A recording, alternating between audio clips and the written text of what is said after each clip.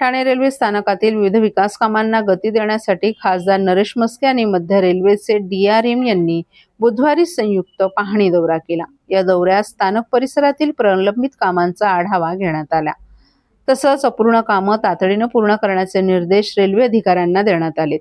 Thane railway स्थानकांवर नवीन सार्वजनिक शौचालय, प्लॅटफॉर्म क्रमांक 5 आणि 6 वरील सरकते जिने, प्रवाशांसाठी मुबलक पिण्याच्या पाण्याची व्यवस्था, वैद्यकीय कक्ष सुरू करणं, तसंच पावसाळ्यापूर्वी नालेसफाईची कामं पूर्ण करण्यावरही भर देण्यात आलाय। DMARTच्या CSR निधीतून उभारण्यात येणाऱ्या स्वच्छतागृहाच्या कामात होत असलेल्या विलंबाबाबत खासदार नरेश म्हस्के यांनी नाराजी व्यक्त करत काम तातडीने पूर्ण करण्याच्या सूचना दिल्या। या पाहणी दरम्यान ठाणे पूर्व आणि पश्चिमेला जोडणाऱ्या मायक्रो टनेलचं काम पूर्ण झाल्यानं पावसाळ्यात रुळांवर पाणी साचण्याची समस्या कमी होईल असा विश्वासही व्यक्त करण्यात आलाय। तसंच मुलुंडच्या दिशेला नव्या पादचारी पुलाला मंजुरी मिळाल्यानं समाधान व्यक्त करण्यात आले।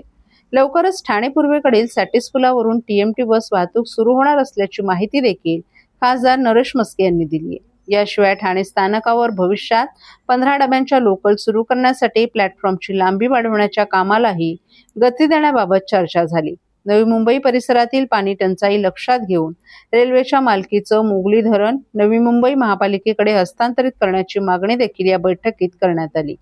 दरम्यान BKBN परिसरातील रहिवाशांना देण्यात आलेल्या निष्कासन नोटिसांबाबत स्थानिकांना दिलासा मिळावा यासाठी तोडगा काढण्यावरही या बैठकीत चर्चा झाली। रेल्वे प्रशासन आणि स्थानिक लोकप्रतिनिधींमध्ये झालेल्या सकारात्मक चर्चेमुळे ठाणे रेल्वे स्थानकातील विकास कामांना वेग मिळणार असल्याचा विश्वास यावेळी व्यक्त करण्यात आला।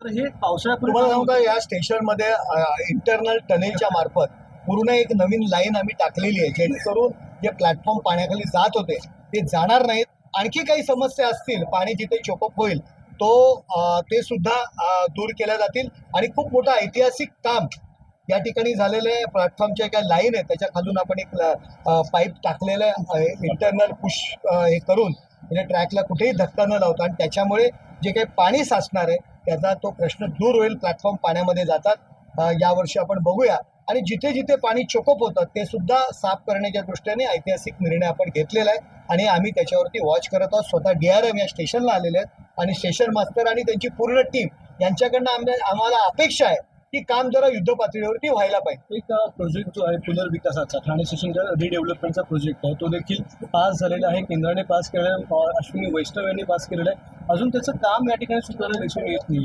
काम दोन्ही बाजूनी काम सुरू आहे।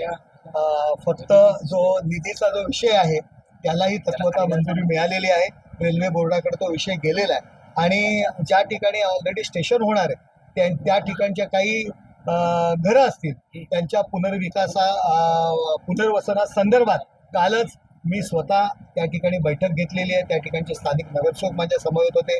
केबलिंगचं काम सुरू आहे आमच्या लेप्रसी कॉलनीमधून। त्या ठिकाणी टाटाचा जो काही टॉवर आहे तो शटडाऊन मिळालं, इथे 1-2 तासाचं काम आहे, केबल टाकलेली आहे, ते जॉईंटचं काम सुरू आहे। म्हणजे सर्व पातळीवरनं काम सुरू आहे। निधी लवकरात लवकर मिळेल। माननीय देवेंद्रजी फडणवीस असतील, माननीय एकनाथ शिंदे साहेब असतील, श्रीकांत शिंदे असतील, हे सुद्धा यासाठी आम्हाला सहकार्य करत आहेत। एक राजकारणातला एक शेवटचा प्रश्न घेतो। आष्टीकर असतील किंवा इतर जे 4 ते 5 खासदार आहेत ठाकरेंचे, त्यांचे गेल्या 3 ते 4 दिवसांमध्ये शिवसेनेच्या नेत्यांशी किंवा उपमुख्यमंत्र्यांशी भेटीगाठी वाढलेल्या आहेत। नेमकं काय सुरू आहे? ऑपरेशन टायगर पुन्हा सक्रिय झालं? सध्या या ठिकाणी मी 12 डब्यांची जी गाडी आहे, 15 डब्यांची गाडी कशी या स्टेशनला सगळ्या प्लॅटफॉर्मवरती येऊ शकेल, ती चालू शकेल, या संदर्भात चर्चा करण्याकरता आलेले आहेत। ही चर्चा आपण नंतर करू। शिवसेनेच्या खासदारांची गाडी पण वाढणार आहे म्हणजे? मी आता 12 डब्यांची गाडी आहे, आता 15 डब्यांची गाडी कशी या स्टेशनला जास्तीत जास्त थांबतील याविषयी आम्ही आजची बैठक आहे। DRM सर, एक सवाल है, जो भी आज